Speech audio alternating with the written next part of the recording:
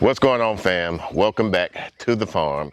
On this video, we're kind of going to go over, we're part of a lot of Facebook groups where some people raise waterfowl and they always want to know how they get them in when they first get them.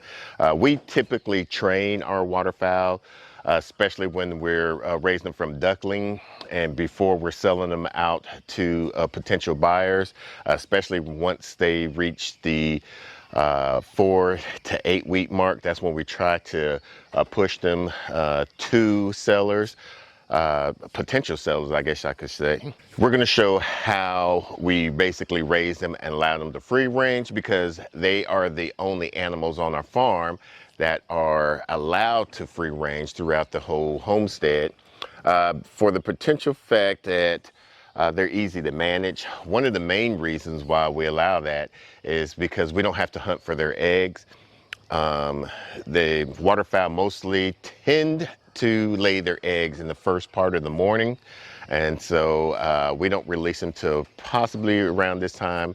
Mrs. Nick, this is kind of the weekend per se. During the weekday, the missus let them out after 9 o'clock. By then, they should potentially be already fully laid. Now for the geese, sometimes she will lay because she likes to find a particular area.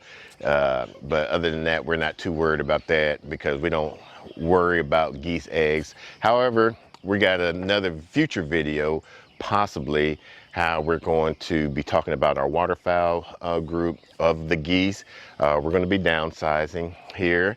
We're going to possibly keep to 3, maybe even 2.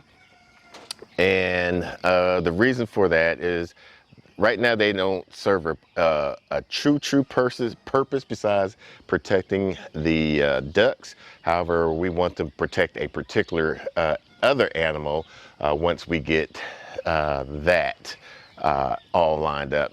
So we got all the animals taken care of. Now we're going to release the waterfowl, aka the Top Gun crew, and basically show you how we just release them and the reason why. So these guys are excited to get out. Now we don't feed these guys all throughout the day. We let them forage on natural grass, because about 85 to 95% of their diet is basically grass and bugs. And then with the ducks, they like to barrel their nose into the soil, kind of aerate the soil.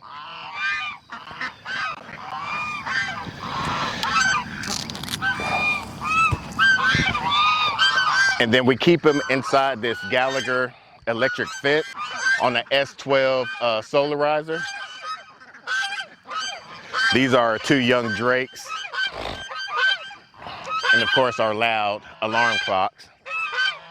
Not sure where the video picked off at, the camera battery died. But what I was saying was we keep our waterfowl with these 2 Gallagher netting. We had a goose over here laying on some eggs. Now these are brown Chinese geese. They're supposed to be the loudest geese. So not all geese are this loud if you want to get protective geese. But if you want protective geese, you want them to be loud. But we, like I said, we keep them on these Gallagher fences. There's 164 linear feet poultry netting. And we put them on the S12 solarizer to keep them charged. That way at night, we put them in at night, which I'll show you how we put them in at night, is to make sure they're protected against land predators. We put them with the geese so that way help them keep protected with the aerial predators at night. We, so far at night, I think all we have is an owl. I'm not sure what else that we have. So that's the reason why we keep both of those all water flock with together. Now we're going to collect this goose eggs. Now goose eggs are a lot larger than duck eggs. And duck eggs, not sure about the nutritious level of ducks to geese eggs, but I know from chicken to duck eggs is a lot higher in content of omega-3s. But look how big this is. That's the reason why I love waterfowl. They get a bad rap because they are messy. However, their poop leaves a good nitrogen base for your soil. They forage basically on grass and bugs. About 85 to 95% of their diet is just grass and bugs. And then they burrow into the soil to look for grubs and to aerate the soil. So if it was for me, I'll be raising more waterfowl than with chickens, but our chickens are money makers, so we have to stay with the chickens. So we keep the Welsh in this Johnson Skovich tractor. It's a very, very dual purpose tractor that we've grown to love. Their eggs is slowly decreasing. We went from 7 to 4. So normally about June time frame, their production kind of slows down. But let me show you the difference between a duck and a goose egg. So this is a duck egg and this is a goose egg. Way, way different, right? Now they are messy. So that's a big issue right there. Now with waterfowl, they aren't like chickens, like I said, with laying in nesting boxes. We do have some nesting boxes, but it's very rare that they'll go in there. Once they go broody, they will possibly do that, but most of the times they'll just lay wherever they're currently at.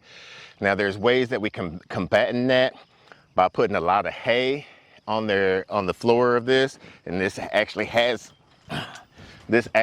no flooring on it. It's just an open floor, so when you're just moving around, all that poop concentrates in that one particular area, so that helps improve our soil and improves our soil structure and whatnot. But we're going to try something out. Since we haven't had any attacks at night, we're going to take this away and just basically shoo them in. Today we do have to move the netting. We're going to be moving this area because they've been in here for about two weeks, maybe 4 weeks. They've been in this particular area. So we don't want to have them saturated this area too much, even though most of the times they're out. We just don't have enough waterfowl to keep up with the grass that's in here unless we cut down the netting and then move them more often. But so our plan with the waterfowl is to increase. So we're going to start collecting eggs today, actually. And in about the next 7 days, we'll be collecting the eggs, and then we'll incubate them. And then hopefully my main goal is to have at least 24 hens. We already have 3 drakes. You want to have anywhere from 6 to 8 hens per drake. I know our launch pad, he's basically particularly fond of his girls, but he needs some help because, like I said, the neighbors, 3 drakes, once they get near the pond, they come in and try to mate them. And we want pure breed Welsh Harlequins during the season. During the off season, we don't care. When we go back into the season of mating with these Welsh Harlequins, then we'll make sure they stay contained and protect them as much as we can, because we don't want to inbreed the drakes.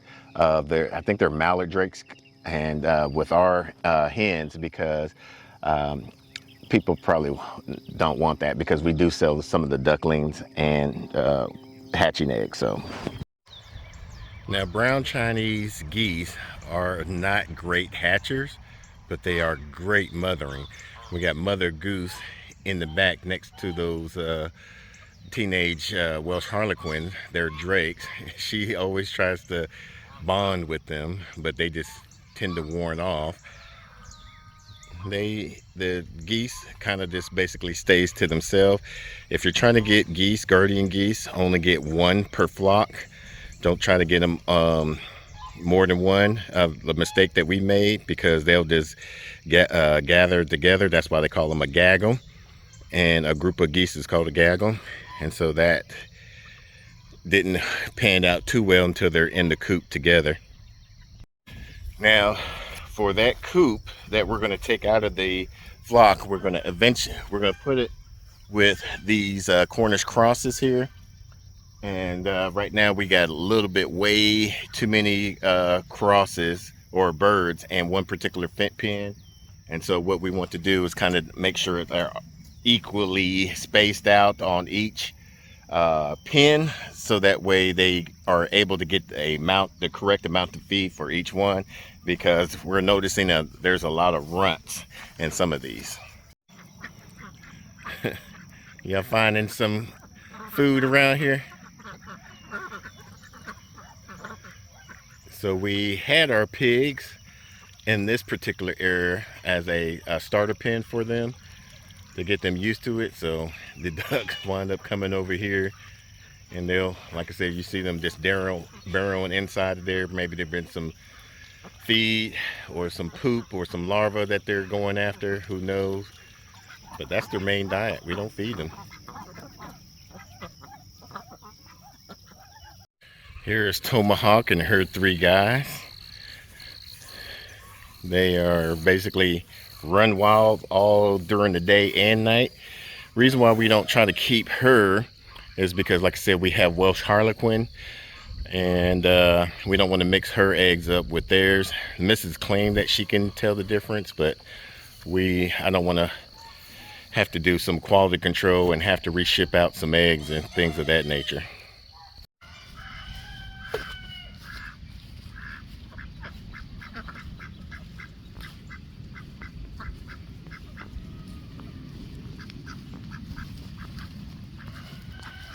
Come on, babies.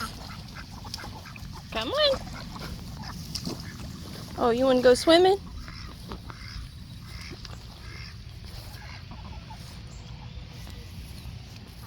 Come on, babies. Come on. That's a good babies. Oh, here they come. The boys are coming. You better get out. Go on. Go on. Go.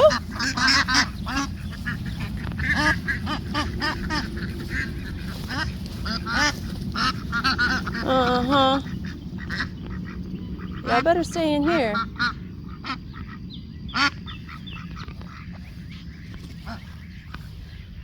Uh-huh. Come on, babies.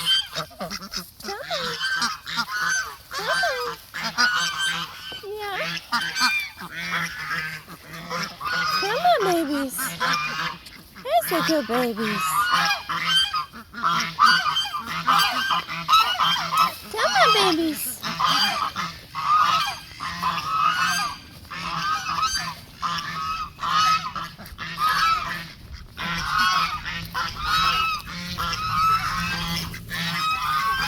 Come on, babies.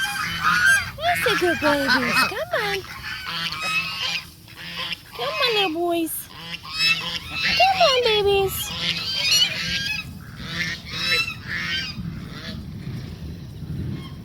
That's a good babies.